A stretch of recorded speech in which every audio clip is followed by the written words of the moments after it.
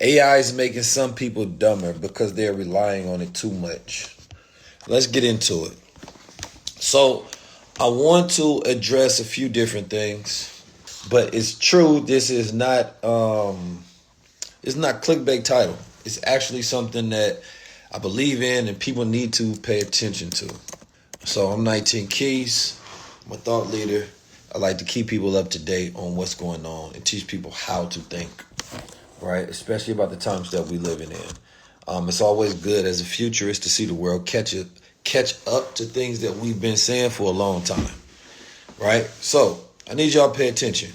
The reason that I say, number one, AI for a lot of people, unfortunately, is making them dumber.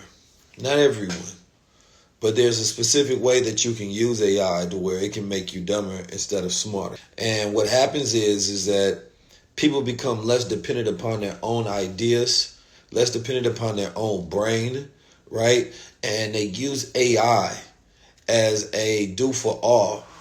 And so I'm seeing a lot of things that I can tell that are AI. And people think that they're hacking the system and it's making them more efficient, right? They may use it for thumbnails. They may use it for captions. They may use it for, emails or whatever. And the thing is that you now have less dependency on your own mind to come up with ideas and think for yourself, right? And unless you use your own brain, the dumber you become. So I would see somebody that if they would have took the time, because you can use the AI if it doesn't arrive to a perfect calculated prompt and result for something, perhaps you can copy and paste something that you get from AI. But if you're using it and it's not giving you the best response, right? And then you're copying and pasting that, and then you're putting that in your content or whatever, that is not a good thing. And then if you ask somebody to come up with their ability to, think for themselves in the same manner, they couldn't. So when my brother Red Pill said that AI is the BBL for non-intellectuals, it is true. You may seem smart, but you don't actually have that intelligence. And you cannot manage intelligence without intelligence, right? And so it's an unfortunate thing that I'm seeing nowadays because it's like you can tell AI to code something and it may be very good at coding, but that doesn't mean that what it has coded was actually useful, right? And so you have to be very careful, and your human ability to be able to get a response, right, is directly correlated to your intelligence, because it's like leading an employee or mentoring somebody to try to get the best result possible out of them. And you can't get the best result out of someone else if you're not a good teacher, right? If you're not a master yourself, right? So we have to be careful in the way that we go about utilizing this technology. And it has recently been stated, and y'all know I've been talking about, you can go on all of my podcasts, all of my episodes, and always talk about we need more philosophers in the world. Because philosophy is the art of thinking, right? Philosophy is pulling knowledge from different timelines. Like you can have a philosophy about something before there's a science to it. Philosophers are visionaries in many different ways because they're not limited, right, by science. They're not limited about what's possible. It allows your thoughts to just go into different dimensions and to be able to pull information without being stuck with the parameters of what is already known, right, or what's unknown. So with AI, when you program a GPT, so we go program a GPT bot, right? And we're giving it parameters saying only think in this box. So when you go to school and you get taught a subject, right, of science, of psychology, right, or whatever, and everything that they tell you is the box. And outside of that is your bias. And you may not study anything outside of that box. It's like people that grow up in impoverished environments, right? You have a hood thinking. That's your parameters. So if I could really see, like, your knowledge set, I'd be like, okay, what has this person been trained on? What's their knowledge? Because when you go and train an AI, you have to give it a knowledge set. so that it starts thinking in these parameters so that it only performs tasks based on what you taught it. Because you're giving it custom instructions, and human beings are the same way. So as I train the AI, it gets me really thinking about my own mind. Like, all right, what are the knowledge sets that I have been trained on? Because now I only have the ability to think on these knowledge sets. This is why we expose ourselves to information. And when they was first training these bots, Google, AI, right? Their dirty little secret was the fact that they had scraped up all the information off the internet. Then they had to start stealing information from YouTube, right? They start training it on YouTube videos and all sort of different things. But here's the thing, that's why I'm part of the reason why ChatGPT makes up stuff, because a lot of stuff it trained on was lies. If you trained on lies your whole life, you can be learning all day, and somebody's training you on lies. That does not make you smart, right? You are well informed on the lie. And a lot of people are well informed on lies. But if I say, hey, I need you to perform a task, right? And it could be something simple. Most people can't write a caption. Let's be honest. Most people can't write a caption. How many times you get stuck trying to figure out a caption for something? One sentence, two. Because it actually takes some intelligence, right, to surmise something into a concise point while putting context, right, to a subject matter.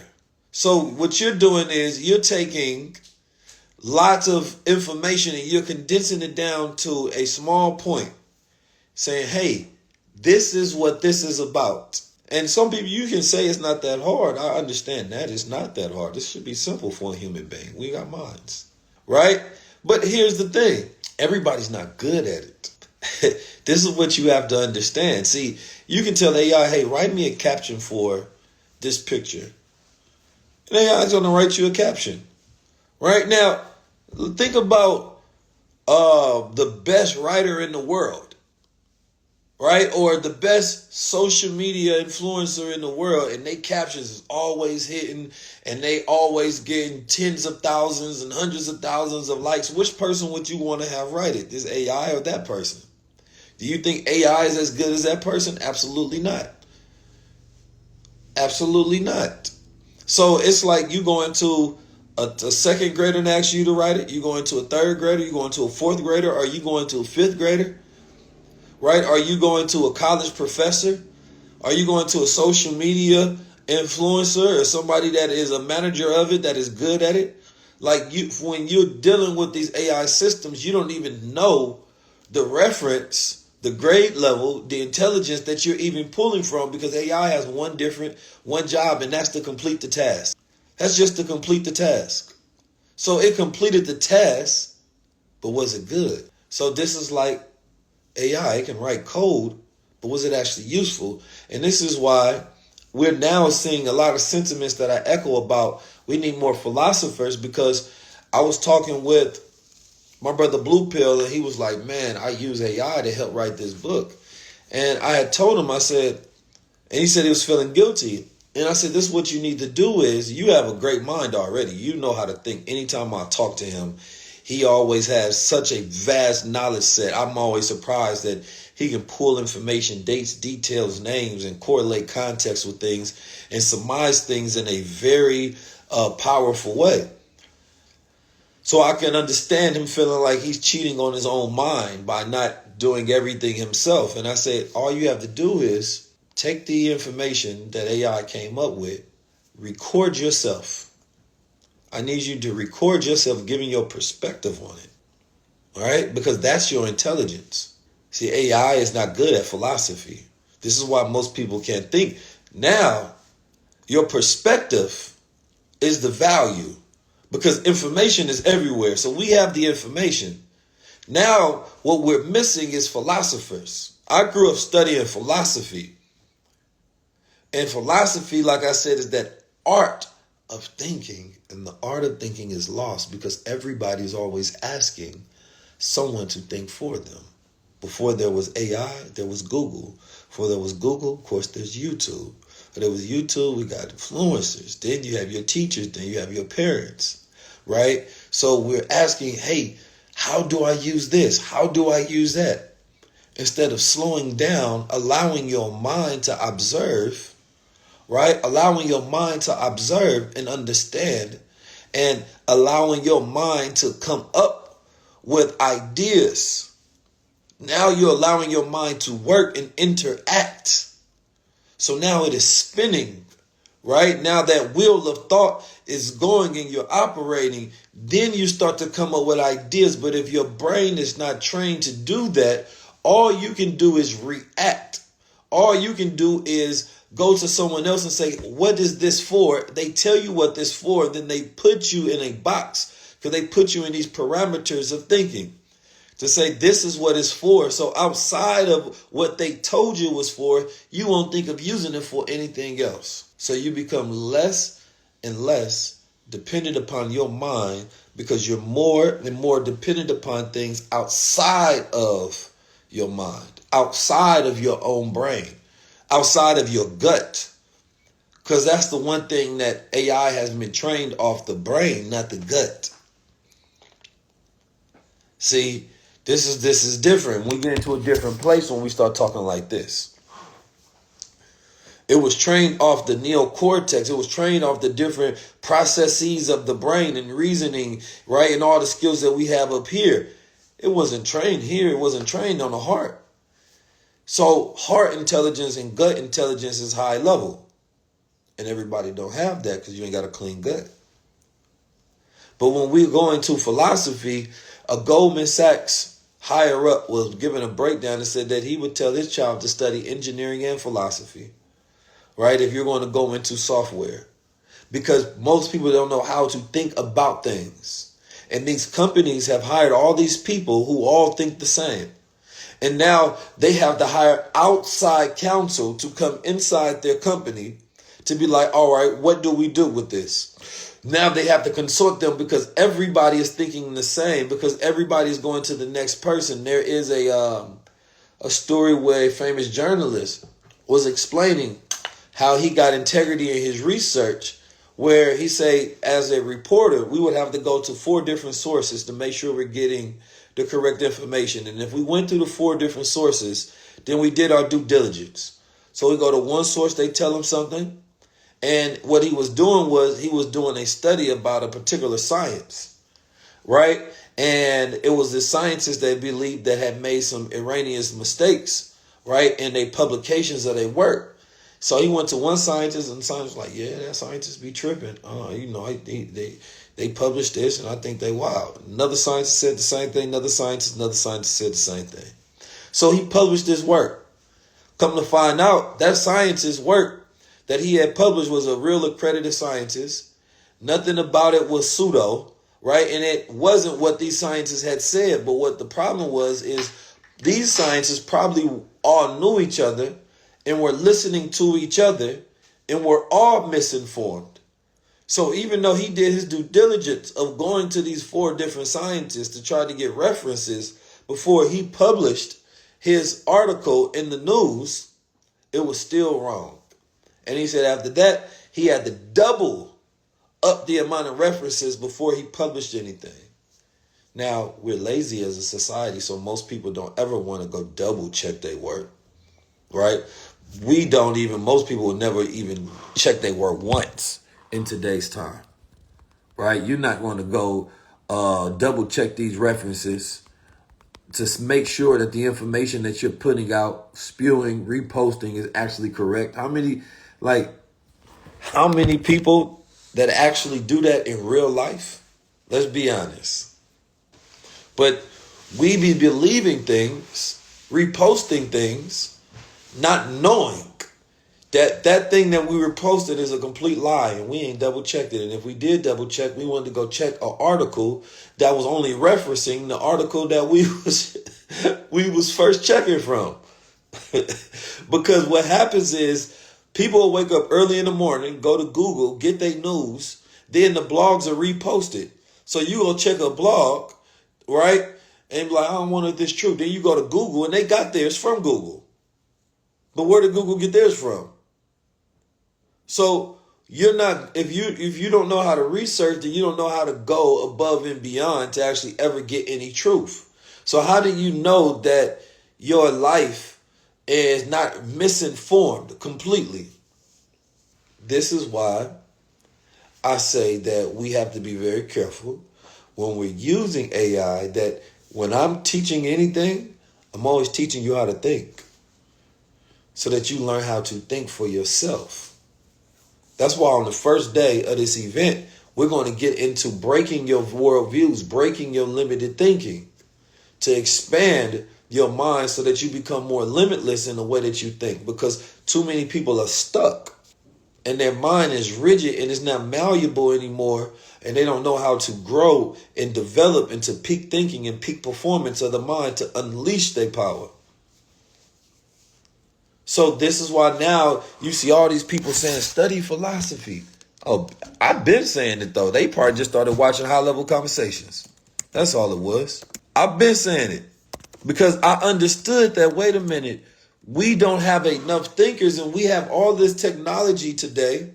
We have all this technology today and we don't know what to do with it. But imagine, like, a lot of y'all smoke blunts. You hit blunt and be like, damn, I wonder if I had this resource, if I had this thing, man, I could do this and I could do that. And now you have this resource and that thing and you can do this and do that, but you no longer have philosophy or will to want to do anything.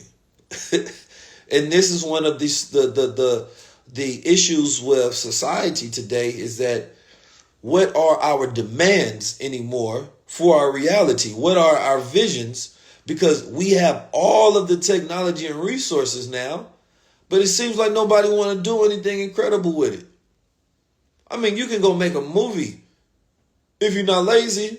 You can go, you got all of the things that were too expensive were your excuses at first. Lack of resources, access, right? It wasn't equalized.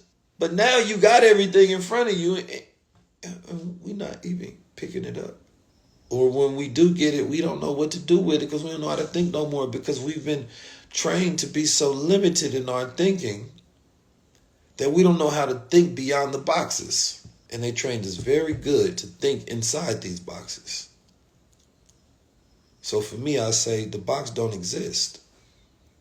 You have to now explore your own limits so that you can become a human being again, because they have made you artificial intelligence, programmed with parameters of thinking to only do what they tell you to do and only think what they want you to think.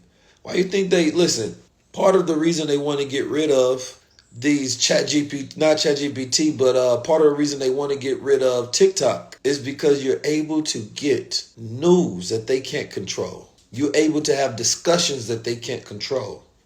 So now if you have a generation of young children, of young thinkers getting information from different sources, and they carefully crafted these narratives about history, about life, about government, about the world, right around you, about race, around politics.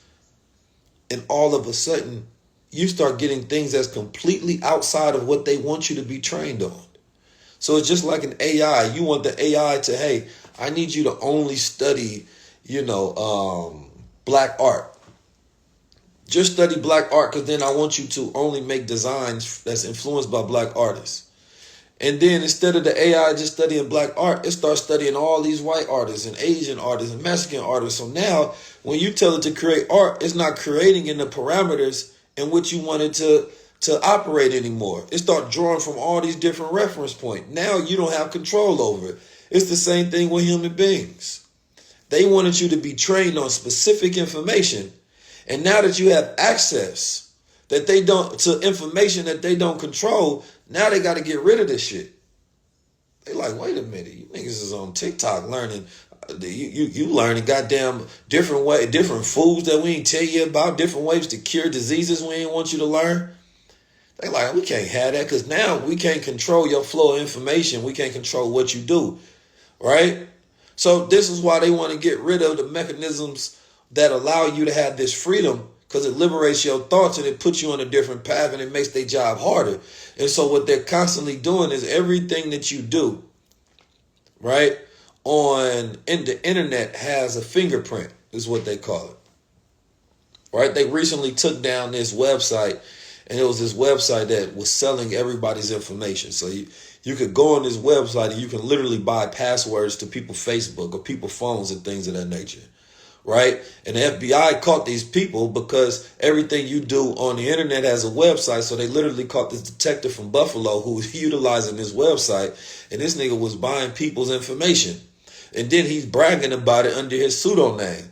So they found out because he was using cryptocurrency, right? And cryptocurrency has KYC, which is know your customer. So he went on Coinbase platform and he used it. Plus he logged into his the Gmail account, and they found the fingerprint that traced back to him. Even though he was using VPNs to try to reroute and misdirect them from knowing his direct IP address, they still found him. Because everything that you do, they said, if somebody commits a crime outside, it can rain and wipe away the DNA, right, on the crime scene and the fingerprints. But on the internet, everything is permanent. Right? But it's easier for them to have, they got to deal with Instagram or they got to deal with Google. And I'm talking about like the alphabet boys. Literally, the government say, listen, we want access to your data. The police department say, we want access to be able to scrub your data. You feel me? Then they say yes. But if they don't have that same relationship with TikTok and a younger generation is spending their time over there, right? Now it's making it harder for these people who put all these mechanisms of control and spend billions of dollars. Not only that, they have pipeline systems so that you buy their products and consume what they want you to consume, and they're studying your behavior, right? Now they got a problem. Like, wait a minute. We done did all of this. Now you're making the election harder. Now you're making controlling the American people harder, right? Now people are changing what they eat because of something that they consumed on TikTok. Man, they heard Dr. Sebi say you got to eat alkaline. Now you messing up the sales of this company. Now that sales is affecting the shipping of a product in another country because now that chemical is not getting used. You changing entire industries by disrupting supply chains through information exchange. And so things may seem simple on one end, but when the information diet of people changes, their habits changes. Now that's an entire industry that has to change. You could put out a video that goes viral and affect the jobs in a country to where they're pulling, a chemical compound, right? And then getting that shipped over. And that's an entire industry to keep you ignorant on that. So they take part of the profits that they get from that industry. And what they do is they go to a lobbyist, and the lobby goes to a politician and say, hey, we will help with your candidacy and help you win the race if you make sure that nothing changes over here. So you may think this is innocent information exchange on the internet, but it's a butterfly effect. So it is in their best interest to control these things. We don't want people to start becoming philosophers and having ideas and start changing. And we don't want to give people access to billions of dollars worth of technology in the form of AI. And you got all of these powerful, dangerous ideas on how you want to change society and do things, how you want to invent and innovate, because inventing things disrupts things. Technology is a disruptor. Because good technology creates chaos. Why? Because at first it comes to change everything. The internet created chaos. It disrupted everything that was at first. TikTok creates chaos. So when you invent something really good, you're messing up the order and the flow in which things already are.